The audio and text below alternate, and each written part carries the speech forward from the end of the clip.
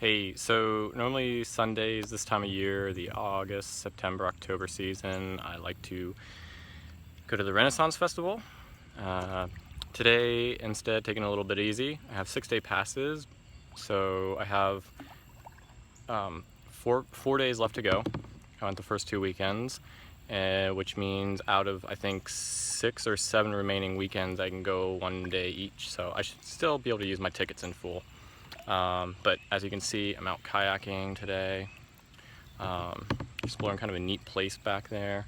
Got a little shallow though. But anyway, just wanted to check in here real quick, put my hand over the camera lens like I do in pretty much every video I record. Just kind of check in, say hi, some interesting stuff going on. I got a few new games, one that I've wanted for probably, I don't know, a few months, maybe a year, maybe even more than a year, called Dungeon. I'm sure you may have heard of it. It's a fairly well-known game. I mean, it's kind of D&D based, you know, within that realm. But because it was on Stranger Things, they weren't playing it, but it was in a box that the secret organization was taking out of the house the one time. But anyway, that kind of got it back in my mind, like, oh, I should buy it. And then there's also Dungeon Roll. It's a dice game, kind of along the same gameplay theme idea. But anyway, I got that one because I saw it was 1 to 4 players, which really intrigued me because it's possibly a 1-player game. And then I realized that Dungeon is also 1 to 8 players, so it could also be a 1-player game. Pretty excited about that. I'm kind of going through a phase where I'm trying to get back into gaming in any sense. I think really, while many of them are fun, these sort of like mini episode session, do the 5-minute, 5-second goal kind of thing. You know, like, what am I talking, like Cut the Rope and Angry Birds and all these little games, puzzle solving games that they're just like quick servings, quick fixes. They're kind of annoying. I mean, everyone thinks that, everyone plays them regardless, but they've really been bugging me, especially lately. So there's no depth to it, you know. Abduction came out recently, and that is the kind of game that I want to play. You know, Zelda adventures were so fun because you could get lost in them for days. You know, if it took 40 hours to beat, right?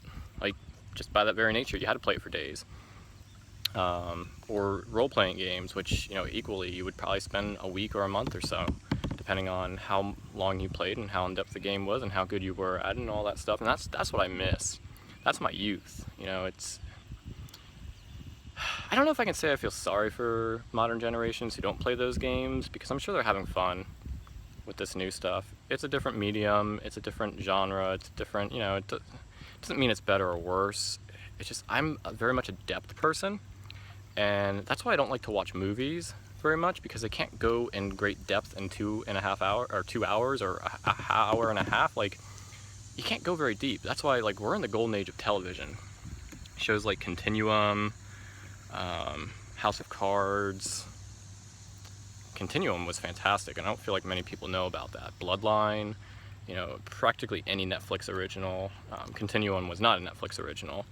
Halt and Catch Fire. I mean, all these shows, they can just go in so much depth, so much character development, so much of a tangled web and series of lies and administrations. It's just really, really fantastic. I think we're at a point where TV can just deliver so much over a time period that you just can't get in movies. And if you're going to invest the time in watching something, make it an episodical TV show instead of a series of movies, a new movie every day. It doesn't jive with me. Same thing with gaming. I don't really own any consoles right now. I mean, I own them, but I don't play any of them. I haven't bought one since probably Nintendo Wii. You know, full consoles. I am planning to buy the new Nintendo console when that comes out. The retro one, like the NES, with like, what is it, like 59 games or something from the original. Because those were the games of my childhood, you know? So I'm really excited about that, because those games have depth. Maybe when Nintendo announces a new console, I'll check that out. We'll see what I'm doing with my life at that point, whether I have time to play games or not. But I'm very excited about that. Very excited, actually. I just railed about these single-serving games and how much I hate them, but I am very excited about the news of Mario coming to the iPhone, coming to iOS, that really excites me. You know, it looks very much like Super Mario World. Was that the one for SNES? That was like just such a fantastic game. You know, at least like the theme, the style of this. You know, like the look of it, the feel of it. Anyway, very excited about it. Very excited also, let's talk briefly, ever so briefly, about the Apple announcement. Super excited about the AirPods. I think that's the, let me take my glass off. This is the real me. I've just identified myself on video. The government is tracking me now. Super excited about the AirPods. I think that's my favorite thing to come out of it. And there's already a pretty good discussion going on about them and how, you know, it kind of mirrors my thoughts. I think they're the most important announcement, or at least the most under hyped, sort of like played low, kind of like, oh, they, you know, like, here's this too. I'm like doing a here's this too kind of thing, like just kind of like putting it under the radar. But it says so much about the future of tech, and it just reaffirms my interest in investing in Apple as a company, you know, as a stockholder, because I think they understand, you know, everyone's like so focused on VR and everyone's so focused on voice, and you know, Apple is doing voice, but I think they're going to a very much more important place. It's not about, so there's two schools of thought, and you know, as an individual, you can usually rule a medium. So you can be someone who's excellent at video. You can be someone who's excellent, you know, I'm sorry, content. Like, you can rule content. But as a corporation, I think you need to rule the medium. So you need to be able to rule things like the video service. You know, you need to be ruling video like Snapchat or YouTube or Instagram. You know, all these options, live video, like you gotta be on that pulse.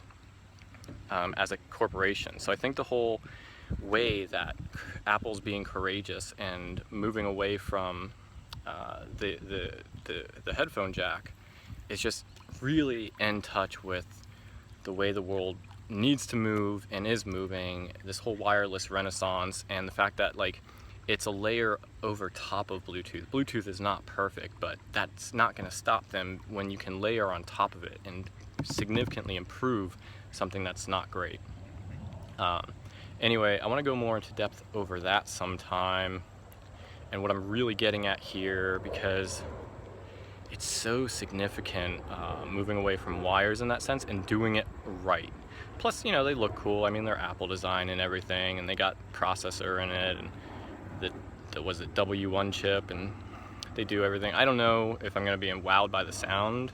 I mean, there's only so much you can do with that little bit. They're sitting in the ear, but not like in the ear canal.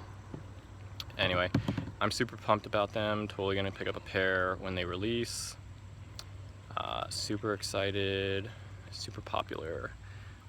Totally getting them because I see so much possibility. It's gonna open up my ability to listen to more podcasts, which is important to me, and so much else. But it's just like a renaissance. It's like, and they played it perfect the whole way that they didn't like rail against Bluetooth, and they didn't rail against, and they didn't like make a big, like they made a big deal about them. There's a great promo video and everything, but they didn't really make a big deal over it. So it's so forward thinking. It really reminds me of Jane. For anyone who's read the Ender series past the first book, on the side that follows Ender and his sister Valentine, when he ends up getting the jewel in his ear, Jane. So yeah, so I mean, they're still doing voice, you know, like obviously this is a significant contact with Siri, but it's so much more than the voice. It's so much about channels and mediums and controlling the interaction. Like, the content is up to the people, you know. Content is a personal creation.